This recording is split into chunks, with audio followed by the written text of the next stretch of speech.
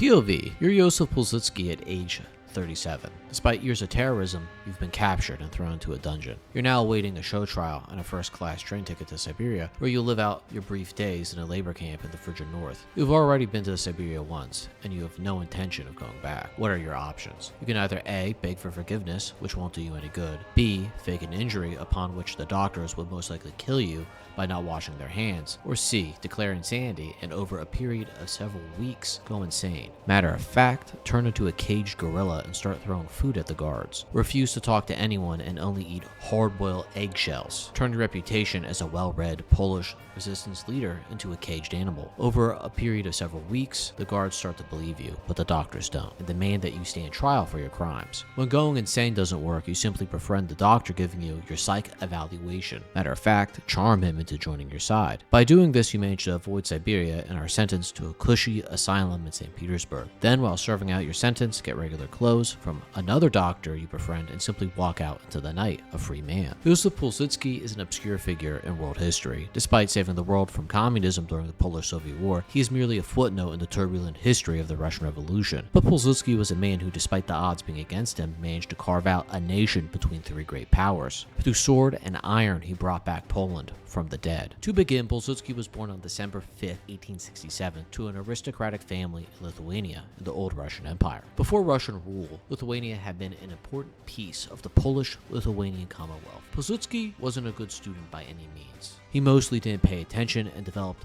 a personal obsession with Polish history and literature, which was banned by Tsarist authorities. But his independent streak didn't start with Józef. His father fought in the 1863 uprising against Russian rule. His father passed on to his sons a hatred for Russia and her Russification policies. In 1885, Pilsudski went to medical school, but quickly joined the Russian underground. In 1886, Józef was kicked out of medical school for spreading edgy literature and starting student protests. Finally, in 1887, he was arrested for being part of a plot to kill Tsar Alexander III. For the next 5 years, Pilsudski was sent to Siberia, where he went on a hunger strike and was tortured by the guards. Upon his return from exile in 1892, he joined the Polish Socialist Party, PPS for short, where he organized the Lithuanian branch. At first, Pilsudski considered himself a socialist and was a part of the extremist wing of the PPS, but hated the socialist doctrine of internationalism and had no interest in anything but Poland. In his heart, he was a nationalist. Throughout the 1890s, he rose through the ranks of the SPP, eventually becoming its leader in 1895. Once in charge, he merged nationalism into the party. In 1900, he was arrested and thrown into the famed Warsaw Citadel, where he pretended to be mentally ill, till he found an opportunity to escape by befriending a doctor who simply walked him out of the asylum. Upon escaping, he fled to Austria-Hungary, then to London. During the Russo-Japanese War, he went to Japan to ask for help in creating a Polish uprising. When the Japanese refused, he proposed the creation of a Polish Legion, where a contingent of Polish soldiers would fight alongside the Japanese. When the Japanese refused to help him, Pilsudski returned to Warsaw, where he created a guerrilla army and fought with Russian police. During the 1905 revolution, he played a leading role in the Congress of Poland, where he had the PPS launch devastating strikes against the Russian government, with over 400,000 workers taken to the streets. For over 2 months, the workers brought Poland to a halt. It took another 2 months for the Russians to stop the strikes. Pilsudski believed accurately that a world war was on the brink of happening. With war, he saw opportunity to forge Poland's independence. Thus, he sought refuge under the Central Powers, where he gained support from Austrian intelligence, who gave him arms and training to fight the Russians. Once the protests were over, Pilsudski went to war with the local police, doing everything from assassinations to train robberies to fund his army, killing over 336 Russian officials in the following years. He even killed a few generals. He then switched from killing to banditry in order to stop the bloodshed.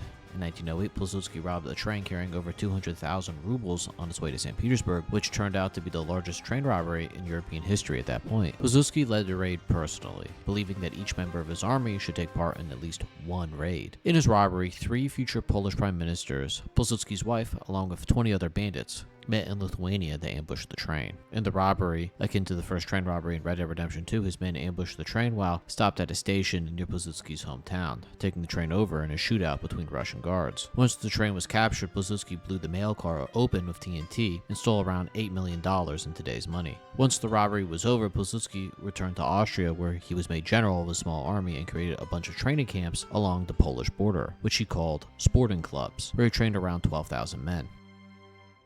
Pilsudski declared only the sword now carries any weight in the balance for the destiny of a nation, believing that only through serving with the Central Powers Poland could be saved. During the first weeks of the war, he led his men into Russian-occupied Poland as a general hell-bent on liberation. Ignoring Austrian orders, he raced into the Polish heartland with his small army outnumbered and outgunned, liberating small towns, where he received little support from the people. By the end of the first month of the war, Pilsudski was placed in command of the Polish Legion's 1st Brigade, as he fought with Austrian generals in strategy. Pilsudski demanded that he was the first person to enter Warsaw as liberator, but he was mostly sidelined by the Austrian high command. Despite being sidelined, he led his men to battle, fighting daring rearguard actions against superior Russian troops. While fighting, Pilsudski served in the trenches, knee-deep in mud, or was seen riding his horse with his men when they were on the move. As the war grew in size and scale, Austria collapsed under the weight of its own incompetence. As the war turned from bad to worse, Pilsudski increasingly grew impatient with the Central Powers, with Poles fearing the Germans more than the Russians. As a result, Pilsudski's numbers dwindled, with the Polish Legion suffering heavy casualties. With Austria crumbling in real time, Pilsudski joined the Germans and agreed to serve in the newly created Regency of Poland as Minister of War. As Minister of War, he raised auxiliary troops to fight alongside the Germans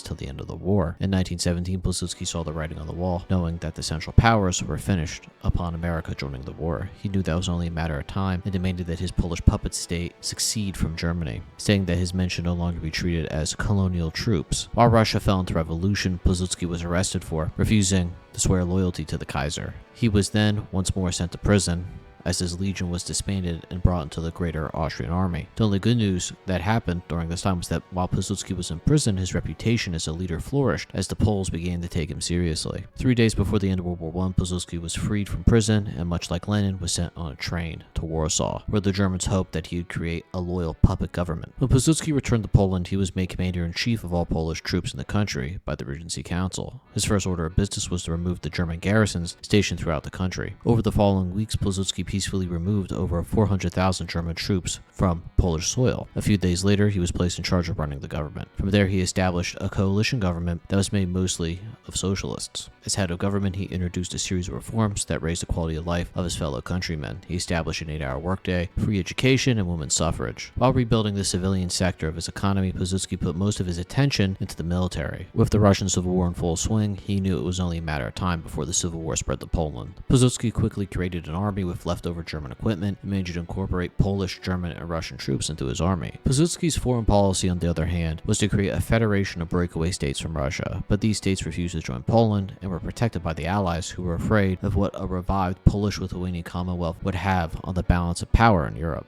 Pilsudski realized that he couldn't incorporate these countries diplomatically, so instead he used his army. For most of the Russian Civil War, Pilsudski sat on the sidelines, not trusting the White Russians, who he believed were more of a threat than the Bolsheviks. He figured that a revived Russian Empire would be more of a threat than the Red Army. But by 1921, the Reds were pushing westward. As a result, Pilsudski moved to invade Ukraine and the Baltic in hopes of getting as much territory as possible. The offensive into Russia was at first met with little resistance, with most of Russia destroyed by civil war. Thus, the Red Army couldn't send troops to the front due to the railway in western Russia being destroyed. Pilsudski's troops moved through most of Ukraine, Belarus, and the Baltic states with ease. Like all invasions that Pilsudski launched, he was met with little support by the people he liberated. The Russians were enraged by the attack, and Lenin quickly gathered popular support amongst his people to raise new armies and counterattack. What made the invasion of Poland special was that Lenin planned upon taking over Poland on moving into Germany to help the Communist Party seize power. In short, Lenin viewed Poland as the last step in bringing the flames of the revolution to the West.